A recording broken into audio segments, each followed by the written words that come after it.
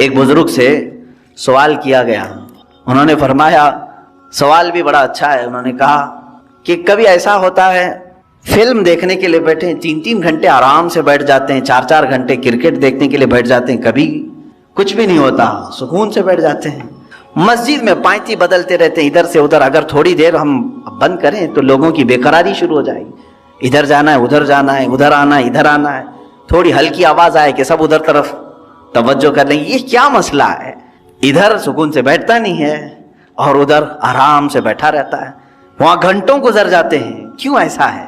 توجہ چاہتا ہوں میرے عزیز۔ اس بزرگ نے فرمایا، یہ اللہ تبارک و تعالیٰ کے بنائے ہوئے نظام ہے میرے عزیز، کیونکہ حدیث پاک میں میرے آقا صلی اللہ علیہ وسلم نے فرمایا 2 راستے ہیں یہاں دنیا میں، بہت خوبصورت راستہ ہے، ایک بہت خوبصورت راستہ ہے وہ جہنم کا ہے، دوزخ کا ہے، اور ایک بہت ہی کھردرا راستہ ہے، اوبڑ کھابڑ راستہ ہے، وہ جنت کا ہے۔ شاک تو نہیں ہو رہے ہیں؟ میں الٹا بول گیا ہوں، حقیقت ہے۔ دوزخ کا راستہ دنیا میں خوبصورت بنایا گیا ہے لیکن منزل خطرناک ہے، اور جنت کا راستہ کانٹوں بھرا ہے، اوبڑ کھابڑ ہے لیکن منزل بہت خوبصورت ہے۔ یہ اللہ کے نبی صلی اللہ علیہ وسلم نے فرمایا، اس بزرگ نے اس کے سوال کا جواب دیا، میاں بات یہ ہے اگر تجھے کانٹوں پر بٹھایا جائے تو کتنی دیر تک تو بیٹھے گا؟ پالتی ادھر سے ادھر پائتی بدلتا ہی رہے گا، ادھر چبا تو ادھر اٹھا، ادھر چبا تو ادھر اٹھا، یہ بے قراری کانٹوں پر بیٹھنے کی وجہ سے ہے۔ اور جہنم کے راستے پر جو بیٹھا ہے 4 گھنٹے 5 گھنٹے وہ سکون سے ہی بیٹھے گا، اس لیے کہ دنیا میں اس کے لیے سکون بظاہر سکون نظر آئے گا، تو باغیچے میں بیٹھا ہے جیسے جس طرح سے، تو دوزخ کے راستے پر دنیا میں جو بیٹھا ہوا ہے وہ اپنے پورے گھنٹے خرچ کرے گا، اسے وہاں اطمینان کی طرح لگے گا۔ جنت کا راستہ اگرچہ کانٹوں بھرا ہے لیکن منزل بہت خوبصورت ہے۔ میرے عزیزو، اس بات کو سمجھ کر کے چلو، آج تھوڑا بہت سٹرگل کرنا ہوگا تب تمہیں قلب کا سکون ملے گا، اور اگر آپ گناہوں میں اپنے دل کی لذت اور سکون چاہتے ہیں تو یہ کیسا سکون ملے گا جانتے ہیں آپ؟ کھجلی والا سکون، کھجلی والا سکون، گناہوں کی لذت سے جو سکون ملتا ہے وہ کھجلی والا سکون۔ میں اکثر کہا کرتا ہوں، کھجانے کے وقت اچھا لگتا ہے، جب کھجلی ہو تو دل کرتا ہے، من کرتا ہے کہ کھجاؤں، اس کو کھجاؤ، لیکن جب چھوڑ دیتے ہو اس کے بعد جلن شروع ہوتی ہے، زخم شروع ہو جاتے ہیں۔ تو یہ کھجلی والا سکون کب؟ جب تک کھجاتے رہتے ہیں تبھی تک، اور چھوڑ دیا تو جلن بھی ہے، داغ بھی ہے، زخم بھی ہے۔ گناہوں کی لذت سے ملنے والے سکون کی وہی علامت، وہی کیفیت ہے میرے عزیزو۔ جب تم گناہ کر رہے ہو اس وقت تمہارے نفس کو اچھا لگ رہا ہوگا، لیکن جب عمر ڈھل جائے گی ان گناہوں کے دھبے تمہیں پریشان کریں گے، یہ زخم رہ جائیں گے۔ یہاں تک کہ جنت میں کچھ لوگ آئیں گے، جنت میں آ بھی جائیں گے، لیکن ان کی پیشانیوں پر دوزخ میں جلے ہوئے داغ موجود ہوں گے۔ ان کو دوسرے جنتی دیکھ کر کے کہہ رہے ہوں گے، فلاں فلاں گناہوں کی وجہ سے اسے داغا گیا ہے، ابھی تک داغ نہیں جا رہے، کتنے 100 سال کے بعد وہ آیا ہوگا جنت میں لیکن داغ نہیں جا رہے ہیں۔ کھجائے ہوئے داغ جلدی جاتے نہیں ہیں۔ ہمیں بچپن میں نہیں بلکہ جب نئی جوانی شروع ہوتی ہے تو ایک بیماری آتی ہے اکثر نوجوانوں کو، پمپلز کی، خاص طور پر حکماں جو ہیں، علاج اس کا سب سے بہترین علاج یہی بتاتے ہیں کہ اس کو ہاتھ نہ لگاؤ، بس اسے ناخن نہ لگاؤ، اس کو پھوڑو مت، اس لیے کہ وہ دھبا پیدا کر دیتا ہے۔ تمہیں بے قراری ہو رہی ہے اور جب تک اس کو نہ نکالوں، حالانکہ وہ بہت خراب تو نہیں لگتا لیکن تمہیں خراب لگنے لگتا ہے، یہ سائیکالوجی ہے، اس کو پھوڑ دیتا ہے، کھینچ کے نکال دیتا ہے۔ کچھ لوگوں کو تو میں نے دیکھا بلیڈ سے کاٹتے ہوئے، زخم تو کر لیا لیکن وہ ہمیشہ کے لیے اس پہ داغ رہ گیا۔ اب اس داغ کو ختم کرنے کے لیے پتہ نہیں کتنے کریم لگاتا ہے، پھر اس کو لیپا پوتی کی جاتی ہے۔ گناہوں کی ایسے ہی معاملات ہیں، جنہوں نے جوانی میں لطف اٹھائے، لذتیں اٹھائی، اپنے ہاتھوں سے گناہ کیے، اپنے شرمگاہ سے گناہ کیے، اپنی آنکھوں سے گناہ کیے، اپنے زبان سے کیے، چند دنوں کے بعد یہ گناہوں کے دھبے اس طرح سے ہوتے ہیں کہ اللہ رب العزت کی نظر رحمت اس کی طرف نہیں ہوتی، اس کی دعائیں بار اجابت سے نہیں ٹکراتی۔ یہ تمام معاملات اس کے اپنے کیے ہوئے ہوتے ہیں، اسی لیے قرآن کہتا ہے ما اصابکم من مصیبت فبما کسبت ایدیکم، جو کچھ بھی مصیبتیں تم پر آتی ہیں یہ تمہارے اپنے ہاتھوں کی کمائی ہے، تم نے اپنے ہاتھوں سے کیا ہے۔ عزیزان گرامی وقار، اب قلب کے سکون کے لیے تھوڑا سٹرگل تو کرنا ہوگا، تھوڑا سٹرگل کرنا ہوگا۔ اولیاء کاملین نے جو مقامات حاصل کیے، آپ کرامات تو ان کے سنتے بھی ہیں، بیان بھی کرتے ہیں، کیا پہنچے ہوئے ولی تھے، لیکن کبھی سوچا آپ نے وہ پہنچے کس طرح سے تھے؟ ان کی ٹھوکروں میں مردوں کا زندہ کرنا اللہ نے رکھ دیا، ان کو طاقت و قوت اتنی عطا کی کہ اللہ رب العزت نے ان کے لیے پوری کائنات کشادہ کر دی کہ میرے بندے تو جہاں چاہے جس طرح چاہے زندگی گزار، جو تجھے چاہے وہ حاصل کر لے۔ یہ کب ہوتا ہے ان کا مقام؟ میرے عزیزوں، وہ یوں ہی نہیں حاصل کرتے، اپنے آپ کو اللہ کی بارگاہ میں فنا کر دیتے ہیں۔ اسی لیے شاعر نے کہا ہے، مٹا دو اپنی ہستی کو اگر کچھ مرتبہ چاہو، مٹا دو اپنی ہستی کو اگر کچھ مرتبہ چاہو، کہ دانا خاک میں مل کر گلے گلزار بنتا ہے، بیج کو کیچڑ میں بونا پڑتا ہے تب جا کر کے پھول اگتے ہیں۔ تم اگر یہ سوچتے ہو کہ میں سارے مرغن غذائیں کھاؤں، بہترین چکن مٹن اور سارے گھی مرغن سب چیزیں کھا کر کے میرے دل کو ذکر کی لذتیں ملیں، مشکل ہے، ایسا مشکل ہے۔ یہ راستہ تھوڑا سا کٹھن ہے، میں تصوف کے راستے پر آپ کو کہہ رہا ہوں، کچھ چیزوں کو روکنا ہوگا، صبر کے راستے پر آنا پڑے گا۔ سرکار غوث پاک رضی اللہ تعالیٰ عنہ کی بارگاہ میں ایک بوڑھی خاتون آئی، اپنے بیٹے کو چھوڑ گئی، کہا اس کو اچھا بنائیے، آپ اس کو اچھا بنائیے، اس پر اتنی نظر کیجئے کہ آپ جیسا بن جائے۔ کہا ٹھیک ہے، اس کو چھوڑ جاؤ، خانقاہ میں رہنے لگا۔ چند دنوں کے بعد وہ خاتون آئی، دیکھا سرکار غوث پاک رضی اللہ تعالیٰ عنہ گوشت اور روٹی کھا رہے تھے، اور اس بچے کو سوکھی ہوئی روٹی دے کر کونے میں بٹھائے تھے، وہ پانی میں بھگو کر نرم کر کے کھا رہا تھا، اس کے گلے میں چبھ رہی تھی روٹیاں۔ ماں تھی، دیکھ کر کے گھبرائی اور کہا شیخ عبد القادر جیلانی رضی اللہ تعالیٰ عنہ سے، آپ تو بڑا اس کے ساتھ بے انصافی کا معاملہ کر رہے ہیں، نا انصافی کا معاملہ کر رہے ہیں، خود تو آپ گوشت اور روٹی کھا رہے ہیں اور میرے بچے کو سوکھی روٹی جو حلق سے اتر نہیں رہی۔ آپ نے پورا دسترخوان سے جو کچھ بھی تھا کھانے کے بعد اس خاتون کو جواب زبان سے نہیں دیا، وہ جو ہڈیاں جمع تھی سب کو جمع کیا اور اس پر ہاتھ رکھ کر کے کہا قم باذن اللہ، اللہ کے حکم سے اٹھ جا، تو وہ جو مرغی ذبح تھی وہ پھر سے زندہ ہوئی۔ بعض اولیاء کاملین کو یہ تصرف دیا گیا ہے، وہ مرغ زندہ ہوا۔ آپ نے اس خاتون سے کہا کہ اے خاتون، جب تیرا بیٹا بھی اس لائق بن جائے تو اسے بھی میں ایسے ہی کھلاؤں گا۔ اس کی تربیت کا زمانہ ہے، اسے آج صبر سکھایا جا رہا ہے۔ میرے عزیزو، آج یہ میرے لیے بھی نصیحت ہے، آپ کے لیے بھی نصیحت ہے، ہم اچھے کھانے کھاتے ہیں، لیکن ہفتے میں ایک مرتبہ اپنی زندگی میں ایسا دن بھی رکھو کہ یا تو وہ دن روزے سے ہو جائیں، یا تو پھر اس دن فاقہ اس طرح سے کریں کہ جس کو نفس نہ پسند کرتا وہ چیز ہم کھائیں۔ سوکھے چوڑے ہمارے ہاں ملتے ہیں، ظاہر سی بات ہے اس کو چبانے میں دقت ہوتی ہے، اس نفس کو مارنا ہو تو ایک دن ایسا رکھو کہ اسی کو کھا لیں ہم۔ روٹیاں سکھا کر کے رات کو اولیاء کاملین رکھتے تھے صرف اپنے نفس کو مارنے کے لیے۔ جب تک آپ یہ جنگ نہیں کریں گے ذکر کی لذت آپ کو نہیں ملے گی۔ ہاں، آپ اللہ اللہ اللہ اللہ کریں گے، سر ہلے گا، دل کچھ بھی نہیں ہلے گا۔ دل کو ہلانے کے لیے پریکٹیکلی طور پر آپ کو کچھ چیزوں سے گزرنا پڑے گا۔ سب سے پہلی چیز ہے اس میں اپنے غذاؤں پر کنٹرول، اپنے غذاؤں پر کنٹرول۔ یہ غذاؤں کی لت جو ہے ہمیں آج حرام کاریوں کی طرف لے جا رہی ہے۔ زبان کے چٹخارے جو ہیں بہت خطرناک ہیں، اسی لیے دنیا میں دو ہی شہوت ہے، سب سے بڑی شہوت، ایک شرمگاہ کی شہوت اور ایک زبان کی شہوت۔ ان دو کو اگر کسی نے شکست دے دیا تو وہ ولی بن جائے گا، ولی بن جائے گا۔ زبان کی شہوت یہ ہمیشہ اس کو جو لذت مل گئی وہی کھانا چاہتی ہے۔ جس کو گوشت کھانے کی لذت میں، گوشت حرام نہیں ہے، حلال ہے، لیکن کوئی اگر اس کا ایڈکٹ ہو گیا کہ بغیر اس کے تو مجھے چلتا ہی نہیں، تو گویا کہ تم گوشت کے غلام ہو، اپنے اوپر کسی چیز کو تم نے لازم کر لیا ہے۔ کچھ چیزیں ایسی ہیں میرے عزیزوں کہ یہ زبان تم سے وہ سب کراتی ہیں۔ اگر ایڈکٹ ہو گئے تھے، بغیر گوشت کے کھا نہیں سکتے تھے، اتفاق سے ایسا وقت آ گیا زندگی میں کہ پیسہ بھی نہیں ہے، کچھ بھی نہیں ہے، گوشت گھر میں نہیں آیا، کیا کریں گے؟ زبان دوسری چیز تو نگلتی نہیں، چوری کریں گے۔ اور کسی ایسی جگہ پر گئے جہاں پر صرف خنزیر کا گوشت مل رہا ہے وہ بھی کھا لیں گے۔ کھاتے ہوئے میں نے دیکھا ہے ممبئی میں زبان کا چٹخارا ہے، پیزا میں پیزا ملتا ہے، خنزیر کا گوشت ڈال کر کے آدمی بیچ رہا ہے، لوگ خرید رہے ہیں، کھا رہے ہیں۔ نان ویج کھانے کا ایک شوق ہے۔ میرے عزیزوں، کوئی بھی چیز اپنے اوپر اتنی غالب نہ کر لو کہ تم اس کے غلام بن جاؤ اور مجبوری میں تمہیں وہ سب کرنا پڑ جائے۔ ہاں، دنیا سے بقدر ضرورت چیز اٹھاؤ، کسی بھی چیز کو اپنے اوپر حاوی ہونے نہ دو۔ دو बुजुर्गों की बात मैं बता करके अपने जिक्र की मजलिस शुरू करने जाता हूँ। एक हैं सैयदना अबू बकर शिबली रज़ियल्लाहु तआला अन्हु, सैयदना जुनैद बगदादी रज़ियल्लाहु तआला अन्हु के खलीफा मजाज मुरीद सादिक। शिजर कादरिया में इनका नाम आता है।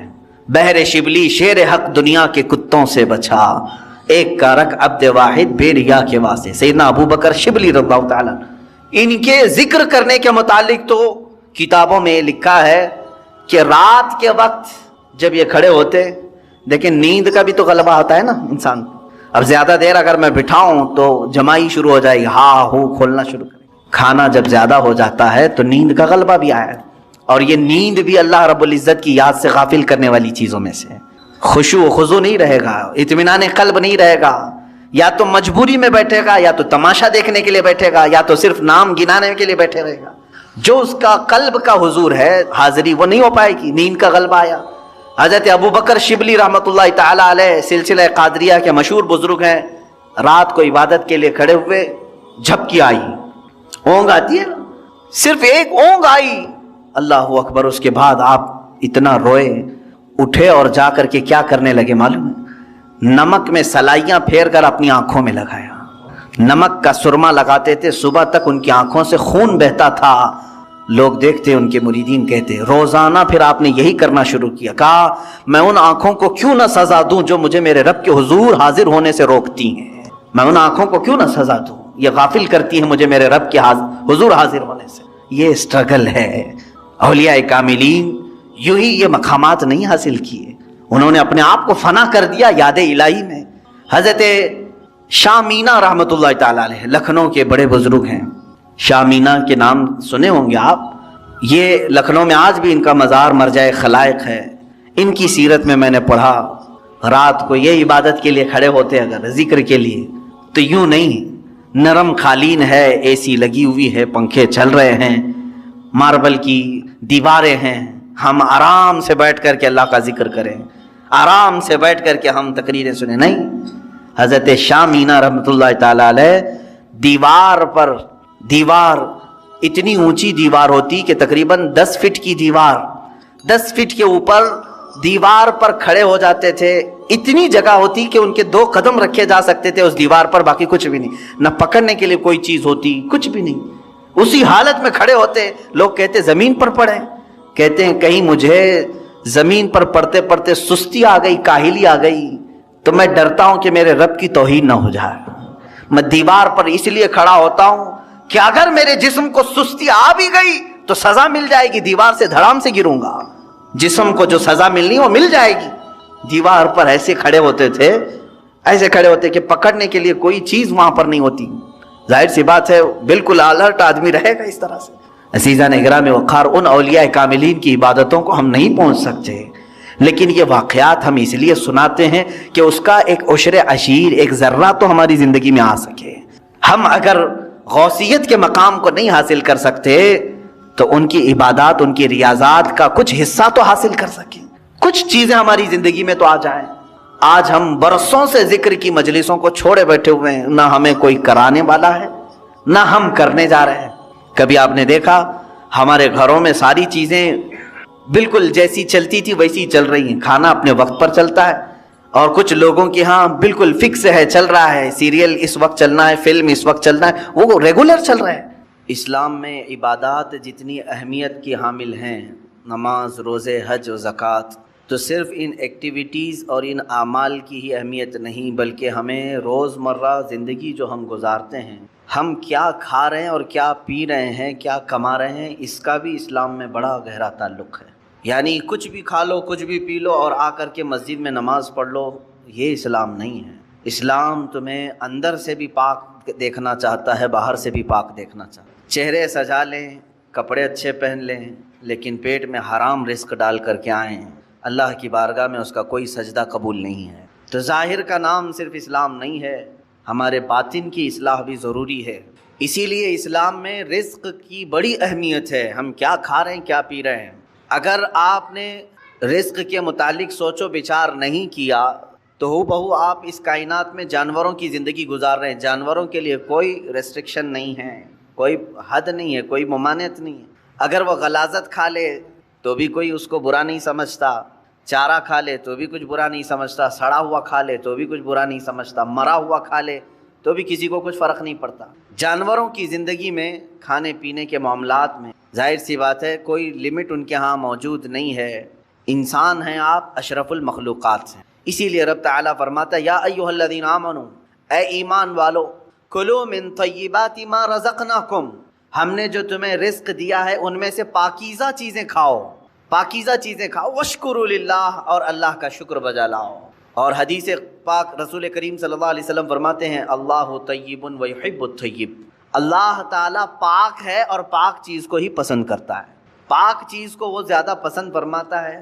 تو پاک جس طرح سے، اب آپ کو میں مسائل بتاؤں، نماز میں آنے سے پہلے آپ کئی چیزوں پر توجہ دیتے ہیں، بدن پاک ہے یا نہیں، سب سے پہلے آپ یہ دیکھتے ہیں کہ کہیں پیشاب پخانہ یا نجاست حقیقی نہ ہوئی ہو، یعنی غسل واجب نہ ہوا ہو، ایسی ساری چیزیں آپ بدن کا دیکھ لیتے ہیں۔ دوسرے نمبر پر آپ جو کپڑے پہنے وہ بھی دیکھتے ہیں کہ کہیں ان کپڑوں پر کوئی نجاست تو نہیں لگی ہے، کپڑے بھی پاک ہیں، بدن بھی پاک ہے۔ پھر جہاں نماز پڑھنے کے لیے کھڑے ہیں وہ جگہ دیکھتے ہیں یہ پاک ہے کہ نہیں ہے، کتنی پاکی کا اہتمام ہے۔ ایک نماز، ایک سجدہ ادا کرنے سے پہلے بدن کا غسل سے ہونا، وضو سے ہونا، کپڑوں کا پاک صاف ہونا، اور پھر اس جگہ کا بھی پاک ہونا ضروری ہے، یہ شرائط نماز میں سے۔ اگر ان میں سے کوئی ایک چیز بھی ناپاک رہی تو نماز ہوگی ہی نہیں، بدن ناپاک تھا یا کپڑے ناپاک تھے یا وہ جگہ ناپاک تھی جہاں نماز پڑھ رہے ہیں، نماز ہوگی ہی نہیں۔ میرے عزیزو، ہم جب ان چیزوں کا اہتمام کرتے ہیں تو یہ تو ظاہری احکام ہوئے جو شریعت نے ہمارے اوپر رکھے ہیں، اور حدیث پاک میں اللہ تعالیٰ کے حبیب صلی اللہ علیہ وسلم فرماتے ہیں ان اللہ لا ينظر الى صورکم بل الى قلوبکم، اللہ تمہاری صورتوں کی طرف نہیں دیکھتا، تمہارے دلوں کی طرف دیکھتا ہے۔ اب تم مسجد میں آ رہے ہو، بدن بھی پاک کر کے آئے، کپڑے بھی پاک کر کے آئے، اور جگہ بھی پاک ہے جہاں نماز پڑھ رہے ہیں، لیکن جسم کے اندر حرام غذا لے کر کے آئے، ناپاک چیزیں کھا کر کے آئے، جس چیز کے اللہ نے اور اس کے رسول نے منع فرمایا وہ چیزیں اپنے جسم کے اندر لے کر کے آئے، تو یوں ہی سمجھ لو میرے عزیزوں کہ اندر کی غلاظت سے آپ نے اپنے آپ کو صاف نہیں کیا، باہر صرف صاف ہو گئے۔ اسی وجہ سے نمازوں کا کما حقہ لطف بھی نہیں مل پاتا، عبادتوں کا وہ ذوق بھی نہیں آ پاتا۔ اس کی وجہ کیا ہے؟ اندر سے یہ خرابی موجود ہے، اوپر سے جتنی لیپا پوتی کر لیں۔ اس کی مثال یوں ہی ہے، آپ نے اپنے جیب میں سڑے ہوئے گوشت کے ٹکڑے رکھے ہیں، مردہ رکھا ہوا ہے، ظاہر سی بات ہے ایک مردہ اور یہ سڑے ہوئے گوشت کی بدبو کتنی ہوتی ہے، یا غلاظت اپنی جیب میں رکھے ہوئے ہیں، اوپر سے عطر پر عطر لگا رہے ہیں، عطر پر عطر لگا رہے ہیں، جتنا بھی عطر لگاؤ وہ اندر کی غلاظت کی بدبو آ ہی جاتی، اور کبھی ایسا ہوتا ہے کہ اس عطر کا بھی فائدہ نہیں ہوتا، وہ مکس ہو کر کے کوئی اور ہی بو بن جاتی ہے، کوئی اور ہی مہک آنے لگ جاتی ہے۔ عزیزان گرامی، ہم اپنے اندر کی غلاظتوں کو رکھ کر کے اگر نماز، روزے، زکوٰۃ یہ ساری چیزیں کرتے رہیں تو ایسی ہی ہے کہ یہ عبادتوں کا کما حق فائدہ نہیں اٹھا پاتے، نمازوں میں لطف کیوں نہیں مل پاتا، سجدوں میں یہ تڑپ کیوں نہیں آ پاتی، دلوں کی پاکیزگی اور حلال رزق کی جو اہمیت اسلام میں ہے اس کی طرف توجہ نہ دینے کی وجہ سے یہ ساری چیزوں کی خرابی آتی ہے۔ کسی نے کہا تھا، آپ تو کہتے ہیں قرآن میں ہے، اللہ نے فرمایا ان الصلاۃ تنہی عن الفحشاء والمنکر، بے شک نماز ہر بے حیائی اور برائی سے روکتی ہے۔ ادھر نماز پڑھ رہا ہے ادھر چپل چوری کر رہا ہے، ادھر نماز پڑھا ادھر فوراً باہر نکلتے ہی اجنبی عورتوں پر نظر ڈال رہا ہے، تو کہاں اس کی نماز نے تو بے حیائی سے اسے روکا ہی نہیں۔ قرآن کہہ رہا ہے نماز بے حیائی سے بچاتی ہے، برائی سے بچاتی ہے۔ ظاہر سی بات ہے آپ کا سوال حق ہے، نماز بے حیائی اور برائیوں سے بچاتی ضرور ہے، اس میں نماز کا قصور نہیں میرے عزیز۔ نماز کو جس انداز سے پڑھنے کا حکم دیا گیا تھا وہ نماز تم نے اگر پڑھ لیا ہوتا، ظاہر بھی پاک ہو باطن بھی پاک ہو، پھر دیکھو تمہیں نماز صرف بے حیائی اور برائیوں سے بچاتی نہیں بلکہ مولا کے قرب تک پہنچاتی، اللہ رب العزت کے قرب تک پہنچاتی ہے۔ صاف سی بات ہے میرے عزیزو، اللہ کے حبیب صلی اللہ تعالیٰ علیہ وسلم کی ایک حدیث پاک میں ذکر کرتا ہوں آج۔ حضور اکرم صلی اللہ تعالیٰ علیہ وسلم ارشاد فرماتے ہیں، اے میرے صحابہ، ان قریب تم دیکھو گے میری امت پر ایک ایسا زمانہ آئے گا کہ لوگ حلال و حرام کی تمیز بھول جائیں گے، جو ہاتھ میں آیا وہ کھا لیں گے، اور یہ وہ زمانہ ہوگا کہ صبح مومن ہوں گے شام میں کافر ہو جائیں گے، رات کو مومن سوئیں گے صبح کافر اٹھیں گے، یصبح مؤمنا ویمسی کافرا۔ یہ وہ زمانہ آ گیا ہے میرے عزیزو، امت کا اکثر حصہ آج حلال و حرام کی تمیز بھول چکا ہے۔ ایک بات میں آپ کو بتاؤں، اللہ تعالیٰ نے قرآن پاک میں جو ہمارے لیے احکام بیان کیے کہ کون سی چیز تمہارے لیے سوٹیبل ہے، مجھے یہ بتاؤ کہ وہ ہمارا خالق ہے یا نہیں، اسی نے پیدا کیا ہے ہمیں، اور وہی بہتر جانتا ہے کہ ہمارے جسم کے لیے کون سی غذا سوٹیبل ہے، جس نے بنایا وہی بہتر جانتا ہے نا۔ جب اس نے قرآن پاک میں ہمارے لیے فرما دیا کہ تمہارے لیے حلال سوٹیبل ہے، صرف پاکیزہ غذائیں، اور اس نے تو تمہارے لیے اتنا اہتمام فرمایا، تفسیر میں نے پڑھا اللہ رب العزت نے اس اشرف المخلوقات کو اتنی عزت دی ہے کہ زندگی میں اگر سب سے زیادہ ضرورت کسی چیز کی ہوتی ہے تو کھانے پینے کی ہوتی ہے۔ بغیر کھائے پیے کون زندہ رہتا ہے؟ آپ بغیر کپڑوں کے رہ لیں گے، بغیر مکان کے رہ لیں گے، بغیر پیسوں کے رہ لیں گے، لیکن بغیر کھانے پینے کے بہت کم دن تک آپ رہیں گے۔ یہ سب سے زیادہ ضروری چیز ہے آپ کے لیے، کھانا پینا، ہوا پانی۔ لیکن پورے جانوروں کو دیکھو، ان کا رزق ان کے سامنے پڑا رہتا ہے، سر جھکا کر کھاتے ہیں کہ نہیں کھاتے؟ بکری اپنا چارہ زمین پر چاٹ کر کے کھاتی ہے، بیل، بھینس، کتا، بلی، جس کو بھی آپ کھانا ڈالیں، پانی ڈالیں، دودھ ڈالیں، جو کچھ بھی ان کی غذائیں ڈالیں، وہ اپنا سر زمین پر رکھ کر کے اپنی زبان کو کھانے سے لگا کر کے کھاتی ہیں، سر نیچے کر کے کھاتی ہیں۔ اشرف المخلوقات کو اللہ تعالیٰ نے یہ عزت بخشی ہے کہ تمہارا سر رزق کے سامنے بھی جھکنے نہ پائے، یہ صرف اللہ نے اپنے لیے بنایا ہے، وہاں پر بھی جھکنے نہ پائے، تم ہاتھوں سے اٹھاؤ اور اپنے منہ تک لے جاؤ۔ کچھ جانور ہو سکتا ہے اس طرح کے کھانے میں ہوں، لیکن تفسیر میں فرمایا کہ اشرف المخلوقات کی یہ عزت ہے کہ اللہ نے تمہارے سر کو رزق کے سامنے بھی جھکنے نہیں دیا۔ میرے عزیزو، جس کو اللہ تعالیٰ نے اتنا پاکیزہ بنایا ہے کہ اس صورت کو اللہ قرآن میں فرماتا ہے کہ ہم نے سب سے بہترین صورت اگر اپنی مخلوق میں کسی کو دی ہے تو وہ انسانوں کو دی، انسانوں کو سب سے بہترین صورت دی ہے۔ اس کی لاکھوں کی مخلوق ہیں، جانور ہوں، پرند ہوں، جنات ہوں، ملائکہ ہوں، سب مخلوقات ہیں۔ ان مخلوقات میں سب سے اچھی صورت کس کو ملی ہے؟ انسان کو ملی۔ اگر انسان کو سب سے اچھی صورت نہ ملی ہوتی تو کبھی انسانوں میں اللہ اپنے محبوب کو نہیں پیدا کرتا، وہ اور اچھی صورت والوں میں پیدا کرتا۔ محبوب صلی اللہ علیہ وسلم کا انسانوں میں پیدا ہونا اس بات کی علامت ہے کہ اللہ نے اس انسان کو سب سے اشرف صورت عطا کی۔ اور یہ بھی روایت میں ملتا ہے کہ قیامت کے دن اگر یہ انسان غلطی کیے، کفر کریں، شرک کریں، برائیاں کریں، جہنم میں ان کو ڈالنا ہوا بھی، جہنم میں ڈالنا ہوا بھی تو اس شکل سے کوئی جہنم میں نہیں جائے گا، جہنمی کی صورت بدل دی جائے گی، جہنم میں جانے والے کی صورت بدل جائے گی۔ بلکہ فرمایا گیا کہ اگر وہ جہنمی، ایک جہنمی جس کے بارے میں کہا گیا ہے اگر وہ مکہ اور مدینے کے درمیان بیٹھ جائے تو اس کے دونوں ہاتھ پھیل جائیں گے، 450 کلومیٹر کا فاصلہ ہے، اتنا بڑا اور چوڑا اس کو بنا دیا جائے گا، اور اس کا صرف ایک کان ایک ہاتھی کے برابر، اس کے جبڑے پہاڑوں کے برابر ہوں گے۔ ایک جہنمی کی شکل اتنی بڑی بنائی جائے گی کیونکہ اسے عذاب چکھانا ہے، یہ چھوٹی چھوٹی صورتوں کے ساتھ نہیں۔ اب بتائیں محدثین نے اس شکل کے ساتھ جہنم میں کیوں نہیں ڈالا جائے گا؟ فرمایا گیا کہ اس لیے کہ اسی شکل میں اللہ نے اپنے محبوب کو پیدا کیا ہے۔ محبوب اکرم صلی اللہ تعالیٰ علیہ وسلم انسانی شکل میں ہیں، تو انسانی شکل کو اللہ تعالیٰ جہنم میں نہیں ڈالے گا۔ میرے عزیزو، میں بات یہاں پر یہ کر رہا ہوں کہ جس کو اللہ نے اشرف بنایا، اعظم بنایا، اجمل بنایا، خوبصورت بنایا ہے، اس کی زندگی کے لیے تو یہ ضروری ہے کہ اب وہ کیا کھا رہا ہے، کیا پی رہا ہے، اپنے سٹینڈرڈ کو دیکھ کر کے کرے۔